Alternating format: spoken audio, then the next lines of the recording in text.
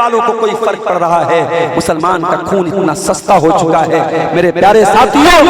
یہ بات یاد رکھو، ہم کٹ جائیں،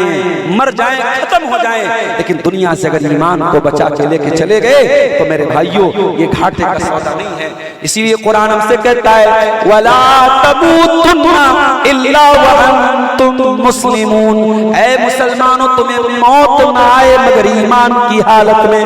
مرو، تو ایمان کی حالت میں مرو، زندگی کی آخری سانس تک اپنے ایمان کی حفاظت کرو۔ او لوگو، او صاحب گنج والو، او لال بتھانی والو، اپنے بچوں کو توحید کا پاٹ پڑھا کے دنیا سے جانا۔ آپ کے بچے کلکتہ چلے جائیں، دلی چلے جائیں، ممبئی چلے جائیں، دنیا کے کسی بھی کونے میں چلے جائیں، اپنے بچوں اور بچیوں کو کچھ اور دینا یا نہ دینا، توحید کی دولت دے دینا، ایمان کی دولت دے دینا، اپنے بچوں کو اس قابل بنا دینا، زندگی کے کسی موڑ پر آپ کا بچہ یا بچی توحید سے سمجھوتا نہ کرے، چند ٹکوں کے بدلے، چند پیسوں کے بدلے ایمان کا سودا نہ کرے۔ وہ لوگوں اپنے بچوں کی توحید کو بچا لینا، اپنے بچوں کے ایمان کو بچا لینا۔ ارے ابراہیم علیہ السلام کو دیکھو، جن کی سنت کو ہم ایک مہینے کے بعد ذی الحجہ کے مہینے میں قربانی کے موقع پر جن کی سنت کو ہم زندہ کریں گے، ابراہیم کی ایک سنت تو یہ بھی ہے میرے ساتھیوں، ابراہیم اللہ سے دعا کرتے ہیں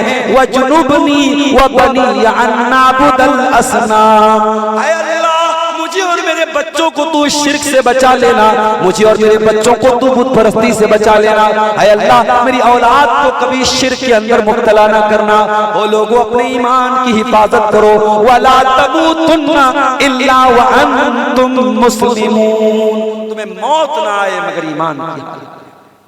ایمان سب سے بڑی دولت ہے میرے پیارے ساتھیوں، اسی لیے قرآن کہتا ہے إِلَّا الَّذِينَ آمَنُوا، تمام کے تمام انسان گھاٹے میں ہیں سوائے ان کے جو ایمان ہیں۔ اور یہ بھی نوٹ کر دو، ایمان کے بغیر نہ تو آپ کا حج قبول ہوگا، 4-5 لاکھ روپے خرچ کر لے، وہ حج کرنے گئے، اتنی رقم خرچ کرنے کے بعد اور 40 دن تک وہاں محنت کر کے آنے کے بعد اگر ایمان آپ کا صحیح نہیں ہے، اگر عقیدہ صحیح نہیں ہے، اگر توحید صحیح نہیں ہے، تو قرآن کا فیصلہ سن لو۔ قرآن کہتا ہے قُلْ هَلْ نُنَبِّئُكُمْ بِالْأَخْسَرِينَ أَعْمَالًا، اے نبی آپ فرما دیجئے سب سے زیادہ خسارہ اور نقصان اٹھانے والے وہی لوگ ہیں جو کون لوگ ہیں؟ الذین ضل سعیہم فی الحیاۃ الدنیا وہم یحسبون انہم یحسنون صنعا، جو دنیا میں تو بہت نیکی کا کام کرتے رہے، بہت عمل کرتے رہے، مگر آخرت میں ان کی کوئی نیکی نہیں مانی جائے گی۔